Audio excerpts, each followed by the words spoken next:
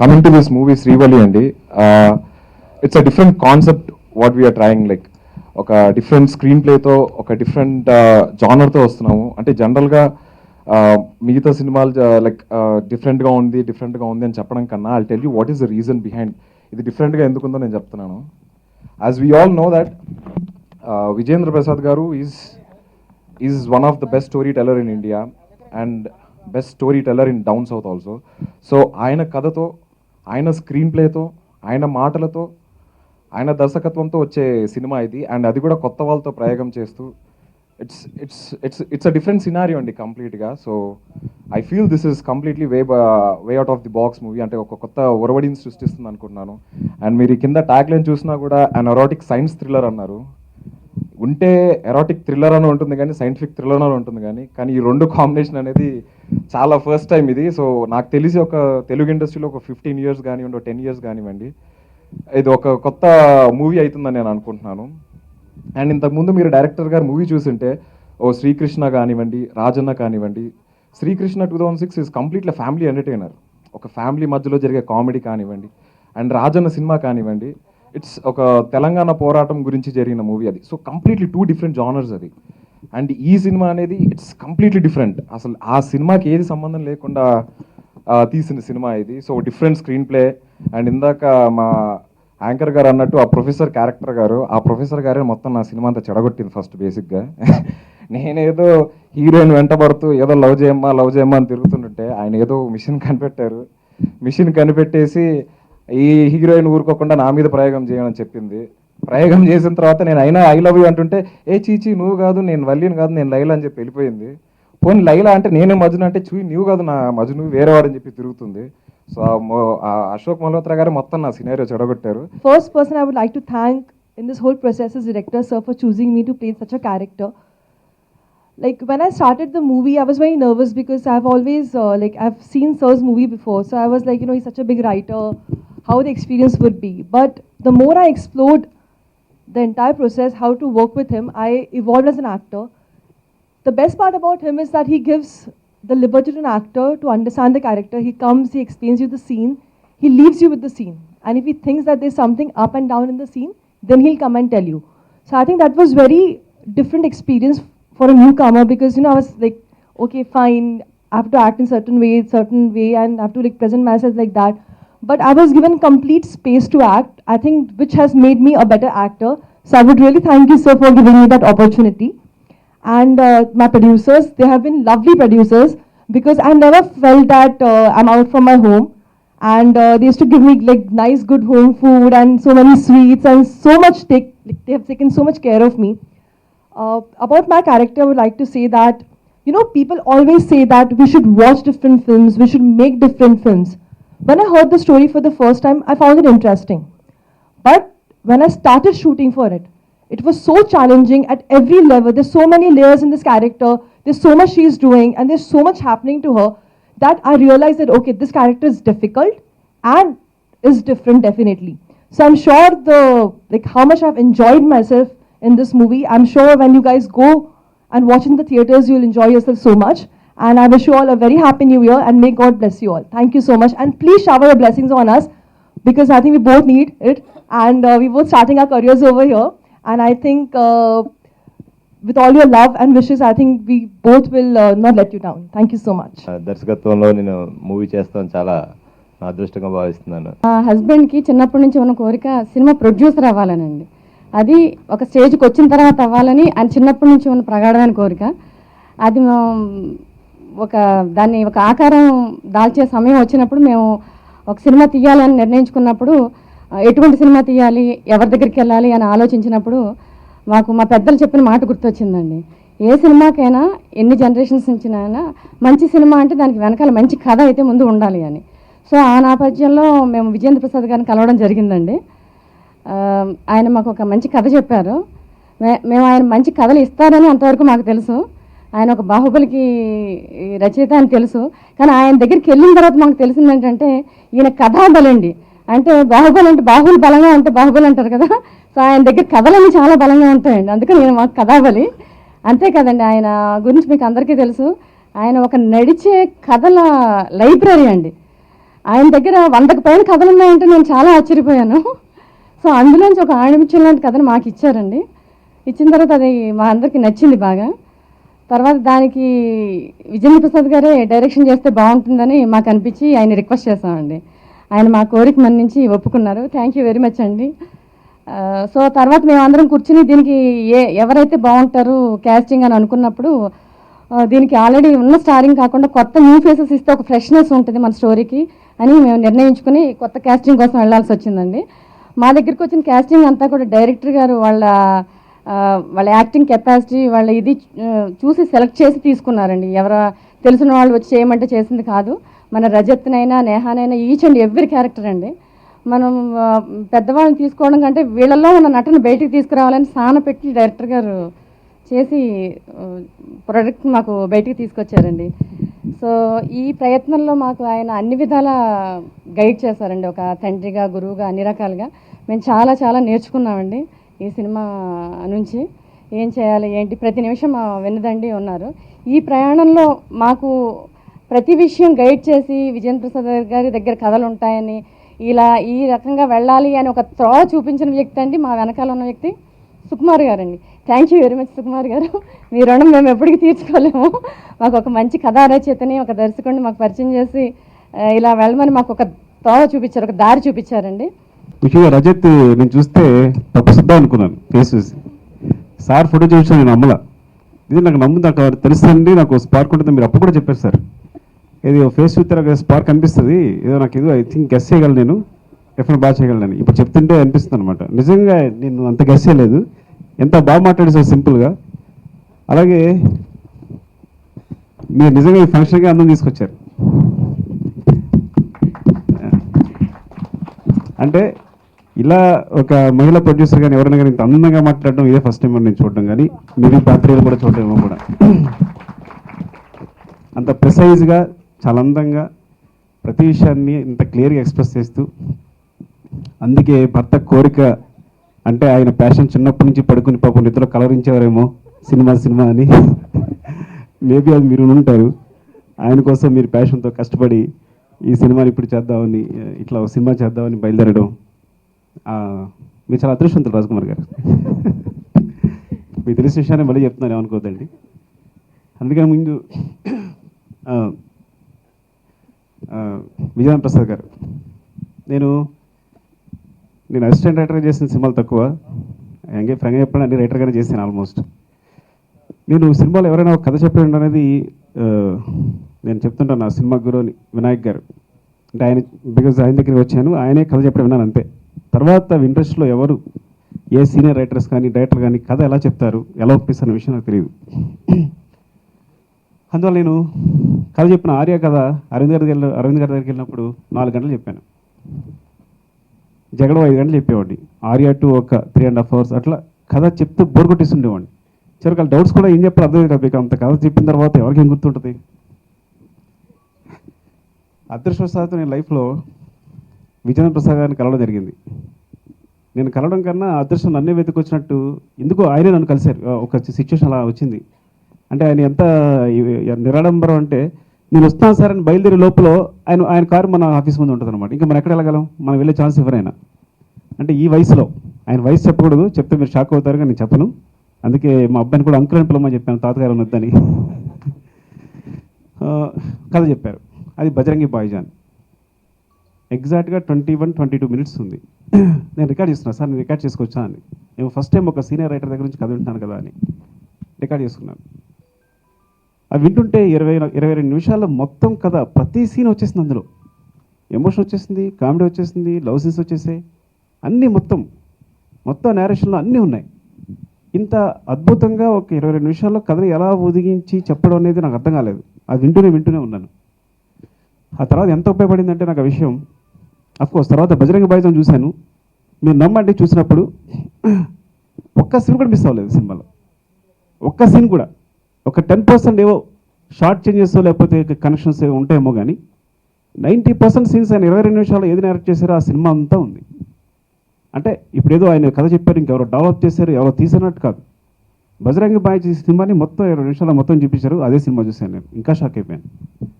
ఆ తర్వాత నాకు కథ చెప్పడం చేతనైంది. ఆ తర్వాత నేను 3 కథలు చెప్పాను. 3 కథలు హాఫ్ అన్ అవర్ 35 మినిట్సే చెప్పాను. నా జాబ్ ఈజీ అయిపోయింది. ఇదివరకు ఎవరికైనా కథ చెప్పాలంటే పారిపోయేవాడిని. ఎందుకు పారిపోయానంటే పొద్దున ఎక్సర్సైజ్ చేయాలి, బ్రీతింగ్ ఎక్సర్సైజ్ చేయాలి, బాగా కష్టపడాలి. ఆ రోజంతా హెల్తీగా ఉండాలన్నమాట. నేను మంచి బ్రీత్ అందాలన్నమాట. అంతే నా బ్రెయిన్ బాగా పనిచేస్తుంది. 3 గంటలు చెప్తాను అప్పుడు. అంత కష్టపడాల్సి వచ్చేది. ఇప్పుడు అక్కర్లా, ఆగిపోయి బాబుని కూర్చోబెట్టి చెప్పేస్తాను అరగంటలో కదా. అలాగే ఆవిడన్నారు కొంతమంది నడిచే గ్రంథాలు ఏమంటారు, ఆయన నడిచే కథల సమూహం. ఆయన దగ్గర 100 కథలు ఉన్నాయన్నారు కదా, అది మీకు చెప్పినప్పటికేమో ఆ నెక్స్ట్ విషయంలో వైరస్లా పెరిగిపోతుంటాయి కథలు అవి. ఆ నెక్స్ట్ ప్రొడక్షన్ పెరిగిపోతుంటుంది అనమాట. ఆయన ఫ్లైట్ ఎక్కి దిగే లోపల ఒక కథ చెప్తుంటారు. అండ్ తర్వాత నేను 2-3 అంటే తర్వాత ఇంకా ఆయనతో అసోసియేట్ అవ్వడం మొదలుపెట్టిన తర్వాత ఆయన కథలు చెప్తుంటే అందులో సైన్స్ ఉంటుంది, science fiction, what ever, thrillers, love, romance, మీకు చరిత్ర, అంటే ఇంకా అన్ని రకాలుగా ఇప్పుడు ప్రస్తుతం సొసైటీ, ఇన్ని కథల్ని ఆ వయసులో ఆయన అంత ప్యాషనేట్తో ఎలా చేస్తున్నారు, కంటిన్యూస్గా కథలు చెప్తూనే ఉంటారు. అలా వింటూ అని బయటకు వెళ్ళిపోతున్నాను. ఒకసారి ఒక రోజు తలిపేసేసి, సార్ ఒక్క నిమిషం సార్ అని కాలు మీద పడిపోయాను నేను. పూర్తిగా టచ్ చేసే కాల్ 2, బికాజ్ అంత నేను అడ్మైర్ అయిపోయాను. అంటే ఇంత నిజం చెప్పాలంటే నాకు నిజంగా తెలీదు ఆయన అంత వర్త్. అంటే ఆయన ఎప్పటి నుంచో చేస్తున్నప్పుడు కానీ కలిస్తేనే కానీ అంత నాకు అర్థం కాలేదు. అంటే ఇప్పుడు మీకు ఇంటర్స్టెల్లార్ లాంటి సైన్స్ ఫిక్షన్ చెప్పాలని చెప్తారు. ఆయన ఫిజిక్స్ మీద నాలెడ్జ్ ఉంది, అన్వేషణ నాలెడ్జ్ ఉంది. ఎక్కువ బోర్ కొట్టిస్తున్నాం కానీ చెప్తాను అనమాట. అంటే నేను చెప్పాలనిపిస్తుంది అనమాట. అట్లా ఇప్పటికీ అంతే చలాగ్గా బాంబేలో వచ్చేస్తుంటారు, తిరిగి వచ్చేస్తుంటారు, మధ్యలో సూట్ కేసు పట్టుకుని. అంటే ఆయన వయసు చెప్పట్లేదు, లోపల దాకా చెప్పాలని అనిపిస్తుంది కానీ చెప్పలేకపోతున్నాను నేను. అని తీసుకుంటారు, సార్ సూట్ కేసు పట్టుకుందాం సార్ అంటే వద్దు సార్ వద్దండి అని ఆయనే పట్టుకుపోతుంటారు. ఈ వయసులో డైరెక్ట్ చేయడం చాలా అద్భుత విషయం. మేమందరం కష్టపడా ఈ వయసులో. ఎందుకంటే ఎప్పుడు డైరెక్షన్ మానేసి ప్రొఫెషన్ వైపు వెళ్ళిపోదామా, ఈ టెన్షన్ తట్టుకోలేము అని భయపడుతున్నప్పుడు నిజంగా మళ్ళీ ఒక ఇన్స్పిరేషన్ అనమాట. అవునా, ఆ ఏజ్లో ఆయన చేస్తానంటే ఇది నేను భయపడుతున్నాను, ఇంత టెన్షన్ పడుతున్నాను అని ఈ వయసులో ఆయన.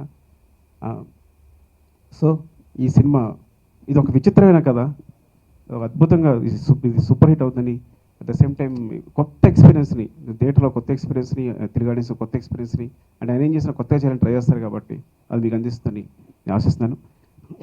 ఇంకా రాజ్ కుమార్ గారు ఏంటంటే నేను ఒక నేను సీజీ గురించి మాట్లాడుతున్నప్పుడు ఏమంటే కొంచెం లేట్ అవుతుందో సినిమా సరదాగా ఏదో నోట్లో మాట వచ్చినప్పుడు అంటే నేను విజయ్ ప్రసాద్గా సపోర్ట్ చేయాలనే ఉద్దేశంతోనో లేదో ఒక మాట అన్న నోట్లో చూస్తున్నాను. లేదండి, డైరెక్టర్ గారు యాక్చువల్గా అంటే అది చిన్న అడ్జస్ట్మెంట్, అది కరెక్ట్గా చేసుకోవాలనుకున్నారు, అది చేస్తున్నారు. అంటే ఆ ప్యాషన్ అర్థం చేసుకుని ఆయన ఫాలో అయిపోయి అలా ఆరాధించేసి, ఇద్దరు కూడా ఆయన ఆరాధించేసి, గురువుగా పితృ సమానంగా ఏదో ఆరాధించేసి ఒక ఫాలో అవ్వడం నిజంగా అద్భుతం అండి.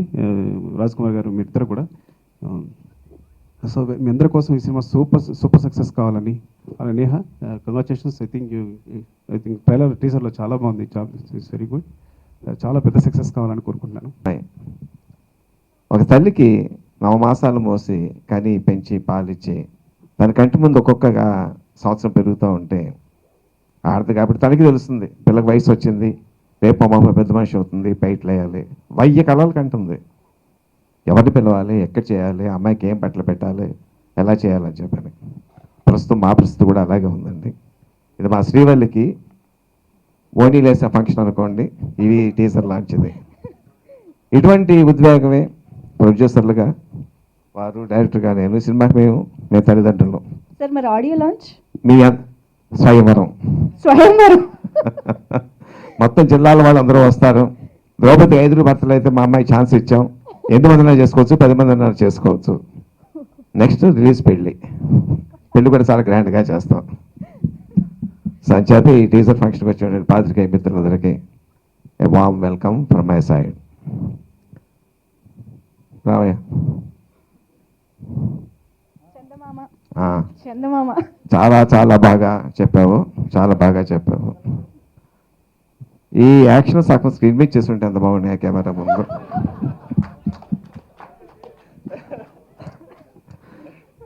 ఈ నా మనసుకు ఆనందం కలిగి ఒక చిన్న అబద్ధం ఆడనితోటి నిజం చెప్పేస్తున్నాను. నేను రజత్ కృష్ణని తన ఫోటో చూడగానే ఆడిషన్ కూడా చేయలేదు. ఈ అబ్బాయి మన హీరోని డిసైడ్ అయిపోయాను. ప్రొడ్యూస్ సాటిస్ఫాక్షన్ ఆడిషన్ చేశాను, కానీ టెన్షన్ పెట్టాను దాన్ని. చాలామంది అడుగుతున్నారు, పెద్ద పెద్ద రికమెండేషన్లు వస్తున్నాయి, ₹1 2 కోట్లు పెడతా ఉంటున్నారు పెట్టుబడి. మీరు పెడతా ఉంటారు కదా కొత్త హీరోలు అంటే టెన్షన్ ఫీల్ అయిపోయి, సార్ నేను ఒక 50 లక్షలు ఇస్తాను సార్ అన్నాడు.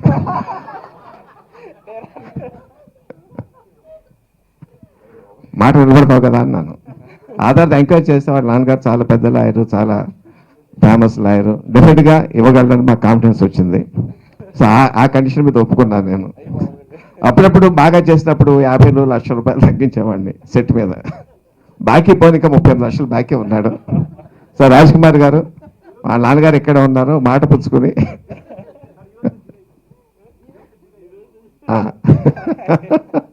మాట కమిట్ అవుతున్నాం. ఏదమ్మా జీరో అయిపోయిందా? సుకుమార్ గారు అన్యాయం అండి. సరే రిలీజ్ లోపల కొత్త భాగ్యం దొరకపోతావు చూస్తాను నేను. Thank you Rajat, thank you for the performance. And my Neha, please come here. ఈ అమ్మాయిని కూడా ఫోటో చూస్తే సెలెక్ట్ చేశానండి. ఈ సినిమాలో కథపరంగా కొన్ని చేయవలసి ఉన్నాయి. She has to drive the car very fast. సముద్రంలో కెరటాల్లో she has to fight. Car driving వచ్చింది. స్విమ్మింగ్ అంటే నేర్చుకుంటున్నానండి, బాగా చేసేస్తాను షూటింగ్ టైంకి.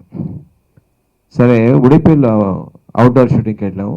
అక్కడ కార్లో డ్రైవింగ్ సీన్ తీయాలి, తను డ్రైవ్ చేయాలి. ఎదురుకున్న కారు మీద నిలబడి, రాఘవ ప్లీజ్ నా మాటను కోపంతో వెళ్ళిపోవాలి. సడన్ మూమెంట్లో బ్రేక్ కొట్టాలి అమ్మాయి. ఎంత షార్ప్ కొట్టాలంటే లేకపోతే రాధమిగా ఎక్కేస్తుంది. కార్ దగ్గరికి వచ్చింది, వచ్చి డ్రైవింగ్ సీట్లో కూర్చుని గేర్ ఏది, క్లచ్ ఏది, బ్రేక్ ఏది అని అడుగుతుంది. ఇదేంటి గేర్ ఏది, క్లచ్ ఏది, బ్రేక్ అని అడుగుతున్నాం ఏంటమ్మా అంటే, అదేనండి ఇంకా నేను చేయలేదు. పర్లేదు కదా మీరు కారు తోసేయండి, అక్కడ ముందే రాయి పెట్టండి, కొంచెం ఎక్స్ప్రెషన్ ఇస్తాను. ఏం చేయాలో పట్టుకుని చెత్త కొట్టాలనిపించింది. కాకపోతే మనిషి కరాటే జూడవచ్చు, నన్నే కొడత తిరిగి ఏమి చేయలేకపోయాను. సరే సరిపెట్టుకున్నా, ఏదో తీసేసాం సీన్. నెక్స్ట్ సముద్రంలో దెర్ ఇస్ అ ఫైట్. ఈ అమ్మాయికి ఒక క్యారెక్టర్ మెచ్చిన సముద్రం కెరటాలు ఉంది. ఉడిపి చాలా బాగుంటుంది, రాక్స్ అయ్యి కెరటాల దగ్గరికి వస్తాను. నేను సేఫ్టీ మెజర్స్ తీసుకుంటానమ్మా, నేను అడుగు తాడు కడతాను, నేను ఒక కరెక్ట్ లాగైనా చేసేస్తాను. మరి స్విమ్మింగ్ ఇది బాగా ప్రాక్టీస్ చేసావా సముద్రంలోను, బాంబే మెరైనా బీచ్లోను అంటే, బీచ్లో ప్రాక్టీస్ చేయలేదండి. స్విమ్మింగ్ పూల్ బాగా చేసావా? ఆ స్విమ్మింగ్ పూల్లో కూడా చిన్నపిల్లల స్విమ్మింగ్ పూల్ ఉంటుంది కదండి, 1 ఫీట్ది, దాంట్లో 2 సార్లు దిగానండి కాళ్ళ వరకు. అసలు ఏం మాట్లాడుతున్నావు నువ్వు? నేను చెప్పింది ఏంటి, నువ్వు చేసింది ఏంటి? ఇప్పుడు అవుట్డోర్ ఇక్కడికి వచ్చాము, నేను తెచ్చుకోవాలంటే ఏం చేయాలి నేను నుంచి గట్టిగా తిట్టాను. తిడితే ఇచ్చేసి ఏం చెప్పిందంటే, సార్ నాకు ఒక నైట్ మేర్ ఉందండి, నాకు కనీసం 50-60 సార్లు వచ్చి ఉంటుంది సముద్రంలో పడిపోతున్నట్టు, నీళ్ళు ముళ్ళు చచ్చిపోతున్నట్టును, మీతో వేషం వదులుకోవడానికి ఇష్టం లేక అబద్ధం చెప్పానండి. ఇంకేం మాట్లాడతాను? బట్ అమ్మాయి ఎంత స్పోర్ట్ అంటే, మాట్లాడిపోతుంది. నేను సముద్రం దగ్గరికి వచ్చేసింది, with swimming trunk and swimming this thing. Short తీయండి సార్ అంది. అదేంటమ్మా నీకు ఈత రాదు కదా అన్నాను. పర్లేదు సార్ తీయండి సార్, మీకు మాట ఇచ్చాను, నేను ఒకటి ఇచ్చాను తప్పాను. I don't want to risk it, I want to do it. మిమ్మల్ని డిసప్పాయింట్ చేయడం నాకు ఇష్టం లేదు. అప్పుడు నిజంగా నా కళ్ళంట almost I was touched by her commitment. వద్దామని వేరే రకంగా మేనేజ్ చేశాను. మూడవది, యాజ్ పర్ అవర్ స్టోరీ, ఈ అమ్మాయి she's a daughter of a scientist. ఒక ఎక్స్పెరిమెంట్ కూర్చోవాలి, బట్టలు లేకుండా కూర్చోవాలి. నేను కథ చెప్పినప్పుడు చెప్పాను, బట్టలు లేకుండా కూర్చోవాలంటే కథపరంగా ఉంటుందమ్మా, బట్ మీకు స్కిన్ కలర్ క్లాత్ వేస్తాను అని చెప్పాను. బట్ అక్కడ అమ్మాయి ఎంత కమిట్మెంట్ ఉందంటే, sir I will do topless, అక్కడ స్టాఫ్ తక్కువగా ఉండేలా చూడండి అని షీ హెసర్ వాలంటీర్ చాలా ధైర్యంగా ఒక సునీత గారిని అక్కడ పెట్టి, చాలా తక్కువ మంది మెంబర్స్ని పెట్టి ఆ సీన్ షూట్ చేసాము. I have to sincerely appreciate Neha for your boldness in this thing. కానీ నిన్న నా దగ్గర బాంబు పేల్చింది. అప్పటి నుంచి అంటుంది, సార్ ఎవరో పక్క నుంచి ఫోటోలు తీశారు అంటుంది. నేను వచ్చిన నాకు తీసింది ఫోటోలు ఎవరు తీసింది ఎవరో తెలిసింది సార్, మీరు యాక్షన్ తీసుకుంటారా? తీసుకోవద్దు, నేను యాక్షన్ తీసుకుంటాను, ఇష్టం ఏ యాక్షన్ చెప్పు అంటే చెప్పింది. సార్ హీరో తీసాడండి ఫోటోలు పక్క నుంచి, అతని దగ్గర ఉన్నాయి ఇవి. నేను అడుగుతాను అతన్ని, ఆ ఫోటోలు ఇస్తే మా సినిమాలో లిప్ లాక్ సీన్ ఉంచండి, లేకపోతే తీసేయండి. సో రాఘవ, ఆ సీన్ లేకపోతే సెన్సార్ బాధ్యత కాదు, నీది బాధ్యత. సో సినిమాలో లిప్లాక్ సీన్ ఉండాలనుకుంటే నువ్వు అమ్మాయి ఫోటోలు అమ్మాయికి ఇచ్చాయి, లేకపోతే ఆ సీన్ నువ్వే బాధ్యుడు అవుతావు. 50 లక్షల రూపాయలు మళ్ళీ ఖాతాలో వస్తాయి. Thank you Neha, thank you.